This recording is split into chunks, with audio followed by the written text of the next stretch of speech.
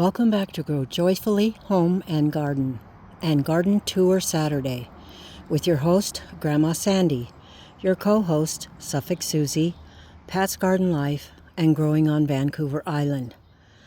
Today is February 7th, and it is 55 degrees out here, which is so wonderful for us, but will it cause troubles this coming summer? We will have to see. Welcome to the channel. I've heard the blackbirds coming back, and I think I just heard a chickadee. Some of this video would be voiced over.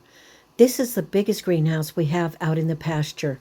My husband and my daughter are going to be using it for propagation, growing bushes and perhaps small trees. But I wanted to show you how they put weed fabric down on the floor. My husband and my son built these really wonderful cold frames so that we can even propagate more things and put them in there. I haven't learned how to use them yet. I think if it got really hot, it could possibly burn the plants. But that is to be figured out and done in the future. Meanwhile, I think they look really great.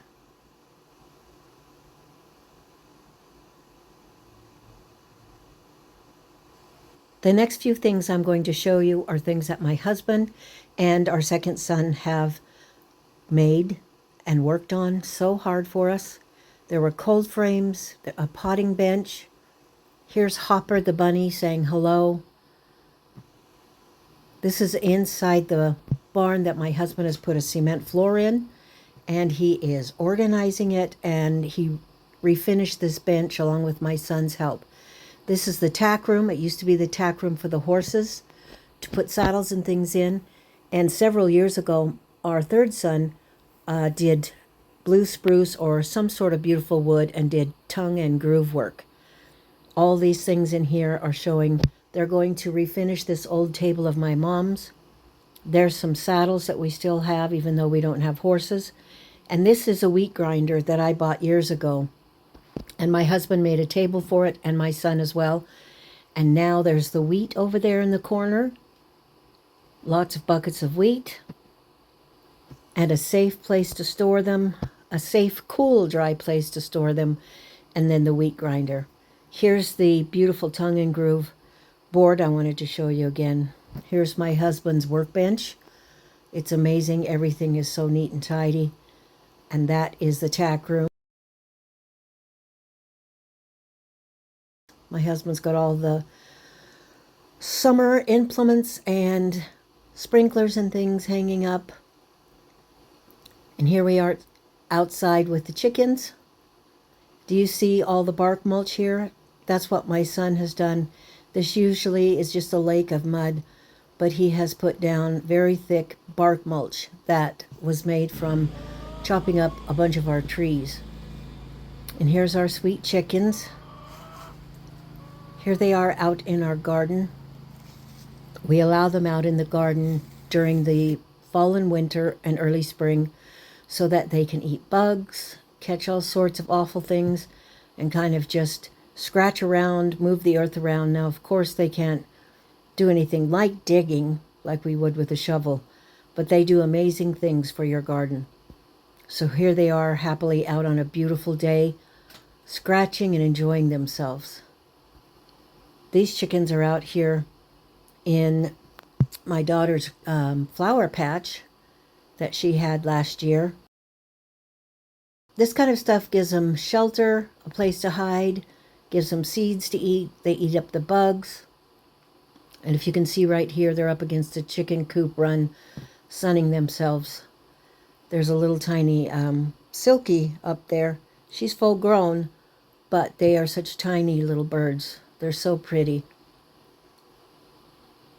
Oh, she's had enough of her sun bath.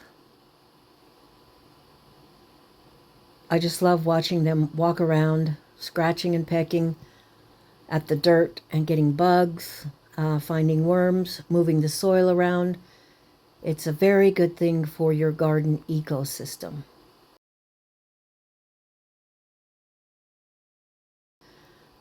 This little beauty is a New Hampshire chicken. And as I said before, I had some silkies. I have 2 silkies. We got 6 to 8 last year. 2 of them died. 4 of them were roosters, which we sold. And then we just are down to our 2 little girls. My son's moving the chicken manure out to my garden because he just cleaned the whole chicken coop for me. There's a marin out there, the big tall one. That's a marin right there. This is an Easter egger. There's a silky.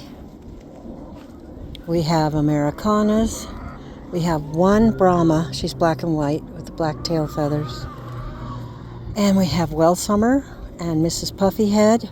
She is a white crested black Polish. And then we have our little coach in there that still doesn't look well. She's just getting really old, but we don't want to take them out. We let them live out their lives here. The little one with the war bonnet over there, I'm going to have to look up that variety and then put it on the screen because I forget. This is amaranth, and it's provided a lot of seeds for birds and for the chickens. So they're just having a good time today, walking out in this incredible weather. We have some red lace Wyandottes. That's a blue cream leg bar right there. That has gray and orange. Also, do you see him eating all the little bugs? Very helpful, girls. I love those lavender Orpingtons. They're such big birds and so beautiful. There's a speckled Sussex beyond that. I just love the noises they make.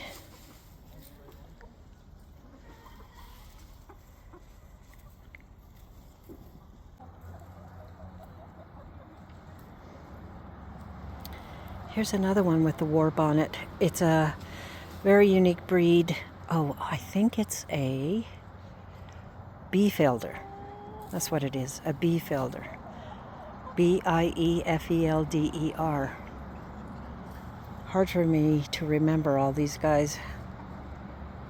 I haven't been out here all that much because my son and his wife have been looking after the chickens since they've been living with us, but they get to move back to their own house next month, which is going to be good for them and hard for me.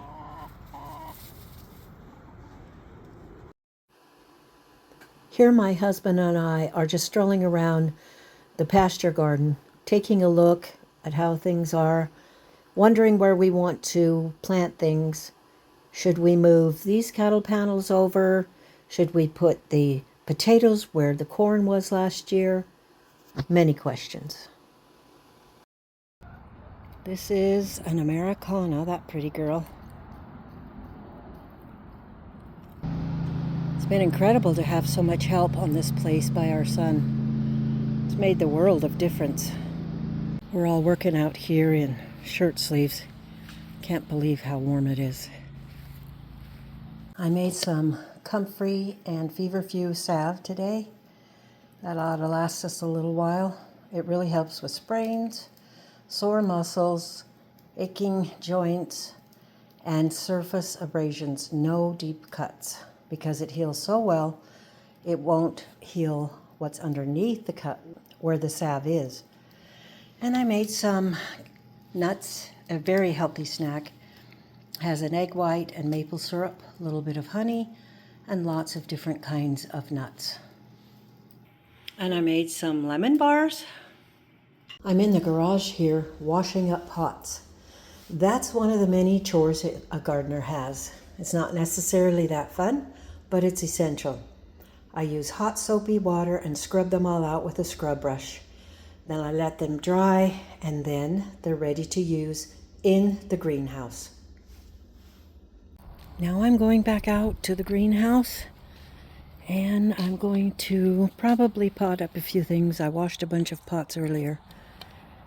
And I'm also going to sit and crochet in the sun, which doesn't have anything to do with gardening, except for let's look at it like I'm growing my spirit or I'm feeding my soul. How about that? It's so warm in here, I'm going to have to leave the door open and turn the fan on. It's an incredible day. It says that it is 81 degrees in this greenhouse. My daughter's been cleaning on it, fighting those beetles, trying to keep things clean and nice in here. And look at my beautiful tomatoes. They're growing already. This is only February 7th.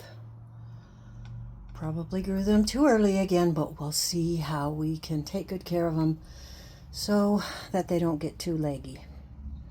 I hope you guys have had a great day outside on this garden tour Saturday, that you feel like you've got some stuff done. I know back east it's a lot different because of all the snow and the cold. Generally, we have that here too, but not this year. So, you have a wonderful day. Thanks for stopping by. I appreciate your love and support, and we will see you on the next video.